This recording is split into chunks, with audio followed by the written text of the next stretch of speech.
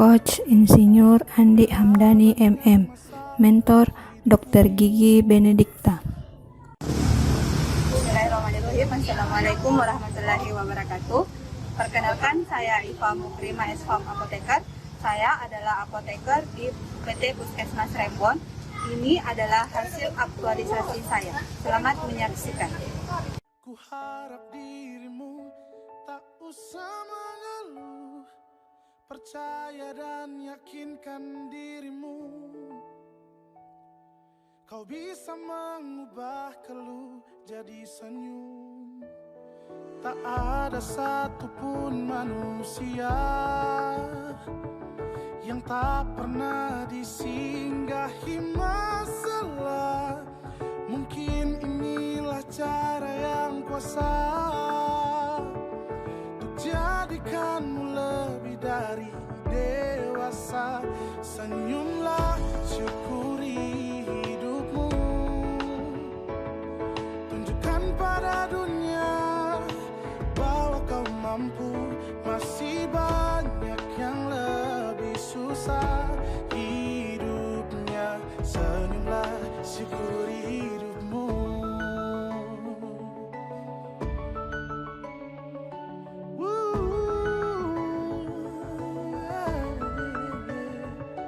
Tak ada satupun manusia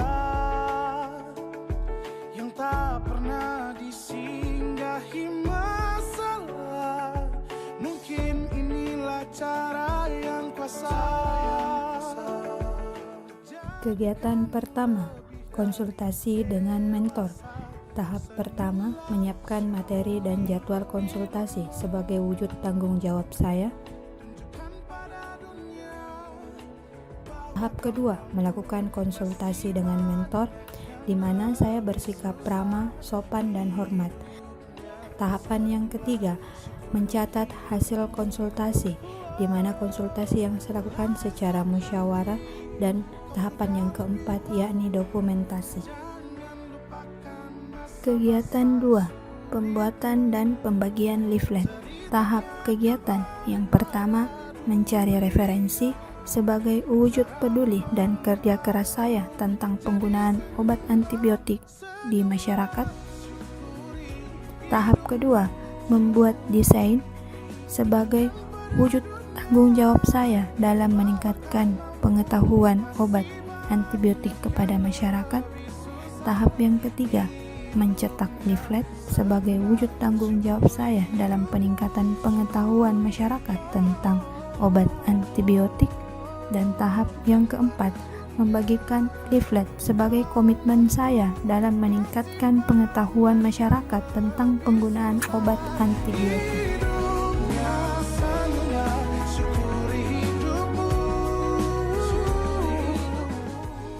Kegiatan 3, penyuluhan penggunaan antibiotik di puskesmas. Tahapan kegiatan yang pertama, mempersiapkan alat dan bahan penyuluhan, merupakan wujud tanggung jawab saya dalam memberikan pengetahuan tentang penggunaan obat antibiotik kepada masyarakat melalui kegiatan penyuluhan. Tahap kedua, melakukan penyuluhan sebagai komitmen saya dalam meningkatkan pengetahuan masyarakat tentang penggunaan obat antibiotik, dan penyuluhan yang saya lakukan bersifat adil. Percaya dan yakinkan dirimu. Harus kita hitung jamnya, misalnya jam 12 pagi, jam 12 siang kita minum tak? Jadi hitung 8 jam berikutnya baru diminum lagi. Tidak boleh lebih, tidak boleh kurang. Karena kapan lebih atau kurang jamnya itu bisa terjadi namanya resistensi atau kekebalan di dalam tubuh itu, misalnya kayak kuman yang ada dalam tubuh itu tidak kuat lagi. Jadi biar obat apa kita minum tidak mempan lagi itu kuman kalau terjadi resistensi di tubuh tak. Jadi sejuta. Nah, jadi mulai sekarang entah itu anak tak atau kita sendiri yang sakit harus kayak seperti itu. Nah, karena musisi lebih. Kegiatan 4, penyuluhan penggunaan antibiotik di posyandu.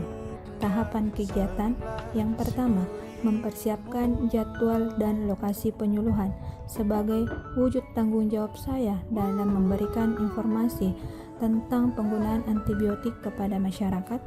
Tahap yang kedua, mempersiapkan alat dan bahan penyuluhan sebagai komitmen saya dalam meningkatkan pengetahuan penggunaan antibiotik kepada masyarakat. Tahap yang ketiga, melakukan penyuluhan di mana penyuluhan yang saya lakukan bersifat adil dan jujur. Tahap yang keempat, dokumentasi.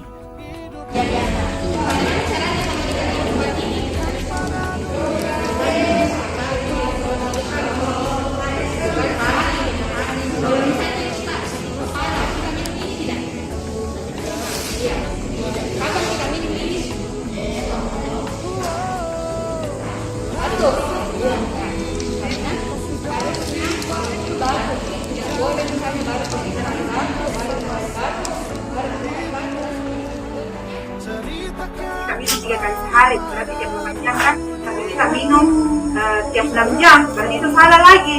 Itu bisa terkena yang namanya resistensi, atau itu kuman yang ada dalam tubuh kita itu kebal. Kegiatan 5. Pelayanan pengingat jadwal mengkonsumsi obat.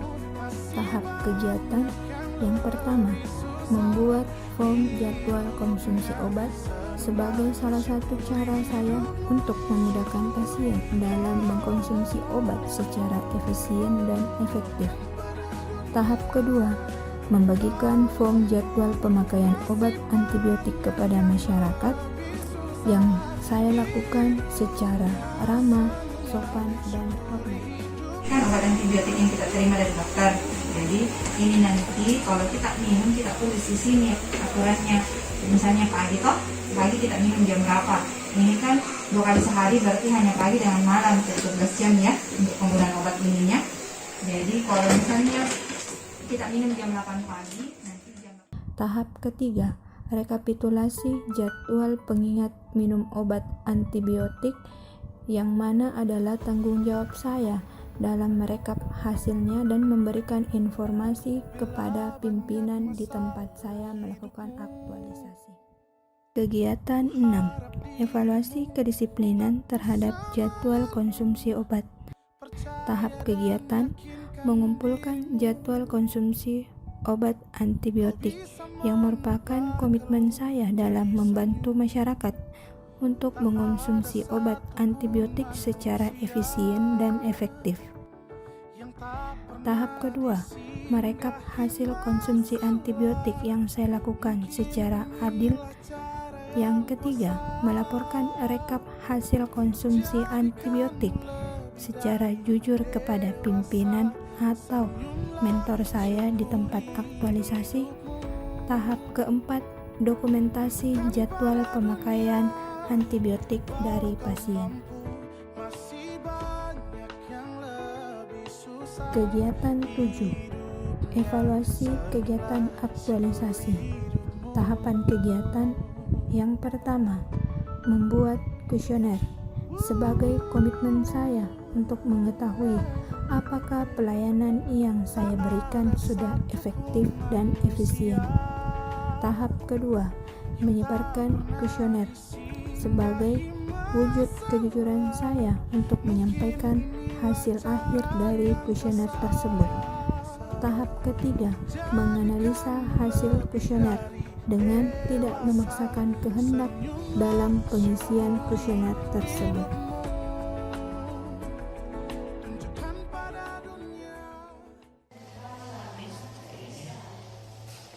Selamat pagi, Assalamualaikum warahmatullahi wabarakatuh. Saya Dr. Gigi Benedikta sebagai Kepala Puskesmas Rembon, tempat Saudari Iva Mukrimah yang adalah petugas. Assalamualaikum warahmatullahi wabarakatuh. Selamat pagi, saya Dea Ogena selaku staf di Puskesmas Rembon. Saya terkesan dengan kegiatan aktualisasi yang dilakukan oleh Saudara Iva dalam upaya untuk meningkatkan efisiensi dan efektivitas penggunaan obat antibiotik.